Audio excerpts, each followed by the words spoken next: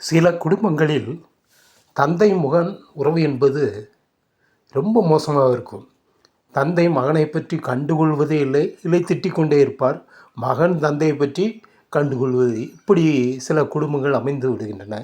இதற்கு காரணம் என்ன? இது அவர்களை சொல்லி குற்றம் இல்லை, அவர்களுடைய விதி. அதாவது அவர்கள் பிறந்த தேதி 1, 10, 19, 28 இந்த தேதியில் பிறந்த தேதி இருந்து அதே நேரத்தில் அவர்கள் தேதி மாதம் வருடம் கூட்டி வருகின்ற தொகை நாளாக அமைந்துவிட்டால் இந்த மாதிரி ஒரு சூழ்நிலை ஏற்படும்.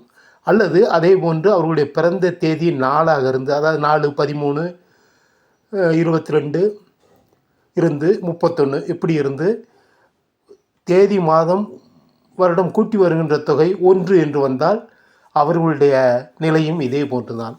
அவர்களுக்கு தந்தையோடும் மகனோடும் ஒரு நெருங்கிய தொடர்பு இருக்காது, விலகியே இருப்பார்கள். இல்லாவிட்டால் ஒத்தே வராது, அதுதான் உண்மை. அதே போன்று இன்னும் ஒரு மெயினான கண்டிஷன் என்னவென்றால், இது ரொம்ப சிம்பிள். அதாவது ஐப்பசி மாதம் பிறந்தவர்கள் பொதுவாக நான் சொல்வது பொதுவாக, இது ஜோதிட ரீதியான ஒரு கருத்து. மற்ற கிரகங்கள் நல்லா இருந்தால் இந்த பிரச்சனை வராது. மற்ற கிரகங்கள் சரியில்லாமல் இருந்து ஐப்பசி மாதம் பிறந்தவர்கள் பொதுவாக தந்தையை இழந்து விடுகிறார்கள், தந்தை இருப்பதில்லை. அப்படி இருந்தாலும் அவருடைய உறவு இதே போன்று ரொம்ப மோசமாக இருக்கும், கொஞ்சம் கூட ஒத்துப்போக முடியாத ஒரு சூழ்நிலையாக இருக்கும்.